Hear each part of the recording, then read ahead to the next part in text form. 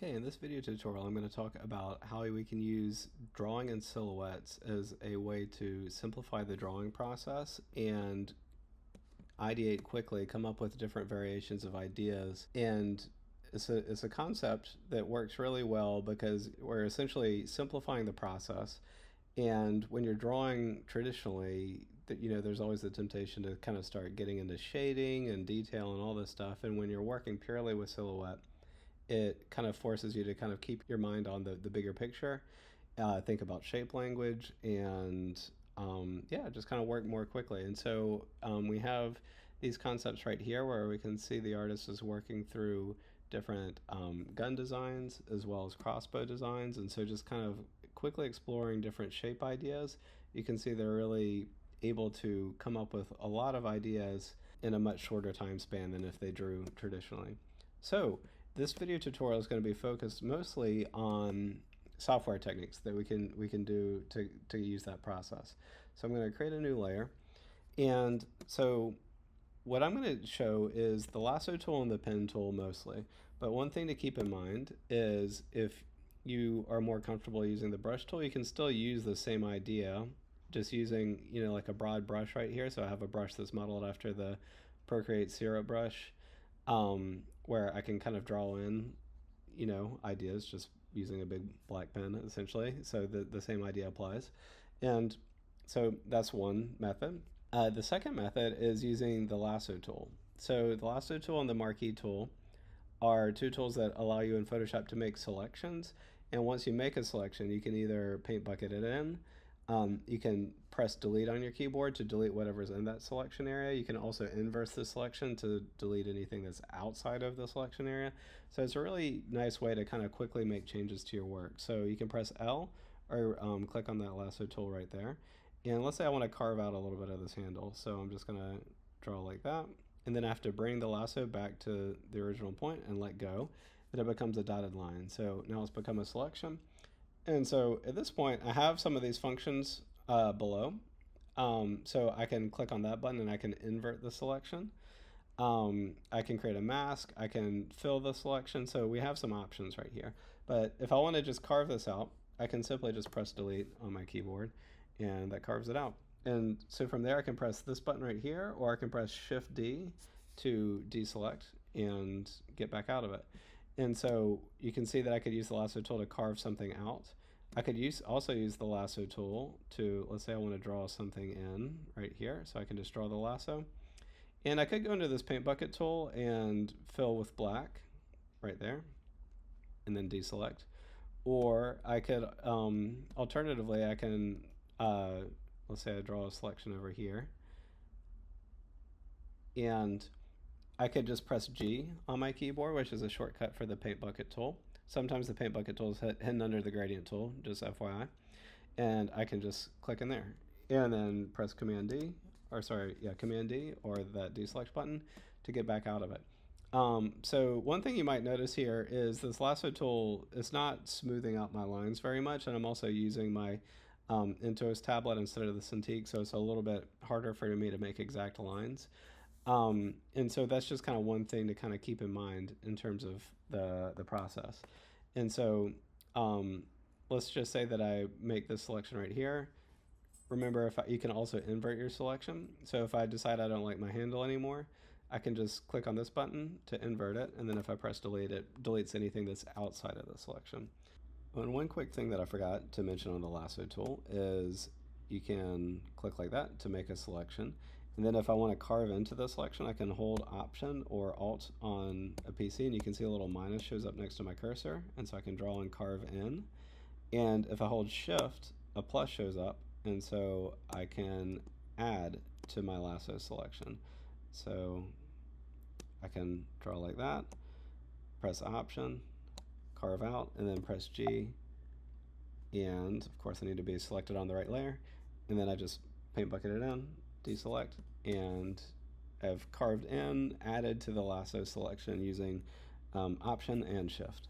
So all in all, and then again, that Command D, that's a really helpful one. That's a helpful shortcut to deselect. You can also go to Select, and you have some reselect, deselect options that are up here as well.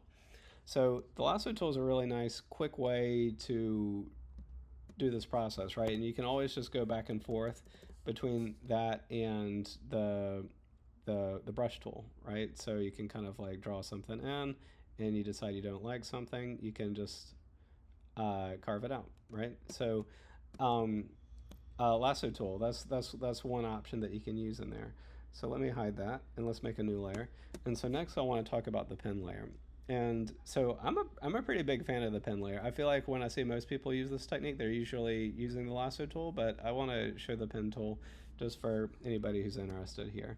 So the pen tool, it has two modes that you can work with a pen tool, and so this is going to be really familiar, seem really familiar to anybody who's used Adobe Illustrator.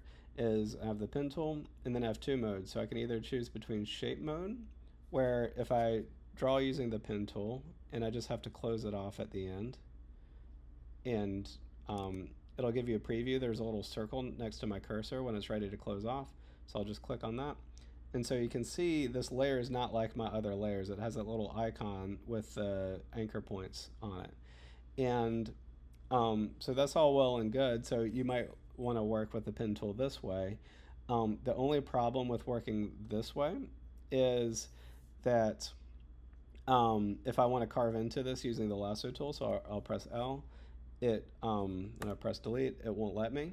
So I just have to go through an extra step where I right click on it and rasterize the layer, and then I can start carving into it like a normal layer. And so for some people that might work great. So, but for me, what I like to do is with the pen tool, I like to switch this to the path option. There we go. And then I switch over here. So I have my layers, and then we have channels, and then we have paths. So I'm going to move over to my paths layer. Let me just delete some old leftover path.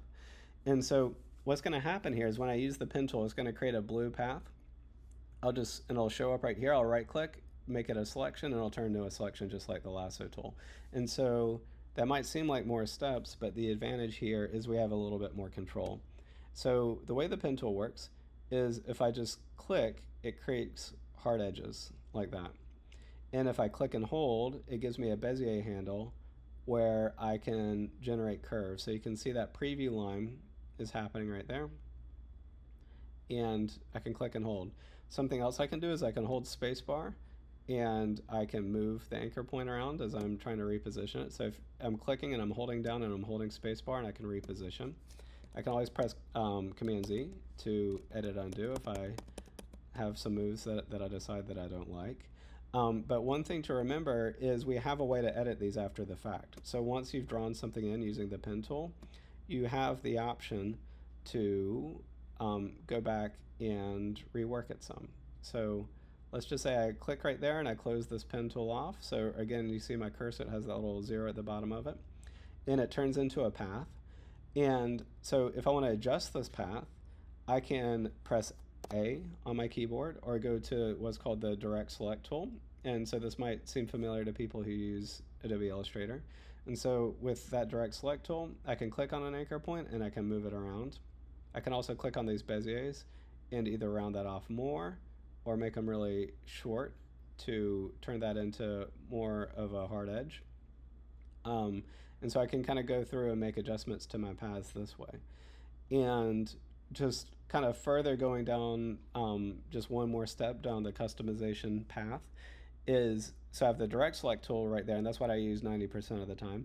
But we also have, if we click on the pen tool, we also have some options where I can go in and, for instance, I can delete or add anchor points, or I can use this convert point tool to adjust my bezier. So if I press on minus and I click, you can see that deletes an anchor point. Let me press A to get back to my direct select. I can also use this convert point tool. And so if I click on that and if I tap on an anchor point, it turns it into a completely hard edge. And if I click and hold, it gives me a bezier back. And so that's a really helpful tool right there. So adding, subtracting, and that convert point tool are really helpful kind of assist tools along with this more kind of overarching direct select tool. Okay, and so right now all we have is a blue path, and so I need to turn this into a selection just like the lasso tool. So in order to do that, that's why I kind of I'm staying over here on this paths tab under the layers menu, is I just right click and I go to make selection. And it should be on 0 right there. If it's not on 0, change it to 0. If that has a number to it, it'll add like a blur or a feather to the edge. So 0 is good. I'll press OK. And I've got a lasso tool just like a selection just like if I use the lasso tool. I can press G for the paint bucket tool and click in there. And so you can use this in combination, right, with the lasso tool. So if I want to make a quick selection right there with the lasso tool, just by clicking L and then drawing that, I can do that. Or I can use the pen tool and I can just, again, tap for hard edges, click and hold spacebar for curved edges, and then just bring it back to the beginning. You get that blue line closed off. Over here, I right click, make selection, and then delete. And so that's just a second option for, the people who are a little bit more comfortable with Illustrator or want to just fine tune or control their lines a little bit more. I think there can be a good argument for using the lasso tool because it just forces you to like really quickly come up with designs. Again, I'm not using the tablet that I'm used to using, so my shapes aren't going to be the best here. And yeah, just in combination with like using these tools together, I feel like is usually the best thing. Don't forget that we can use the selection tool to move these around. And press Command T or Control T if you're on a PC to go into free transform mode where I can scale it. I can hold Shift and change the proportions. I can click on the outside and rotate an item, and just use the combination of these techniques to quickly come up with ideas, right? So pen tool, and let's say I'm making more of a cartoonish sword right here. And I just close that off, right click, make selection, okay, G, fill that in, and then deselect. And going back to the lasso tool, I can press L or go right there and draw a shape, and I can press G and fill that in, or I can go in like this and paint bucket that in and deselect. And so as you're working too, remember that I can quickly come up with as many designs as I can. And this is obviously not perfect, but I'm just trying to demonstrate, is I can duplicate this layer, and there's a bunch of different ways that we can do that. So I can just right click right here and duplicate that layer.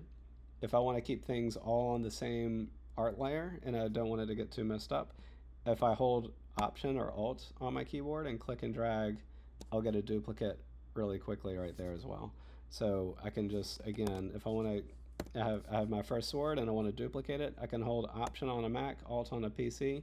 My cursor will turn into these little double arrows, and I can just make a duplicate real quick. And then on that duplicate, maybe I, carve in with the lasso tool, delete an area, and try some different ideas. And so you can see how this can start to come together to really help come up with a lot of different ideas really quickly. And once you find a design that you like, then you can go back to traditional drawing and use the silhouette as your guide for the design.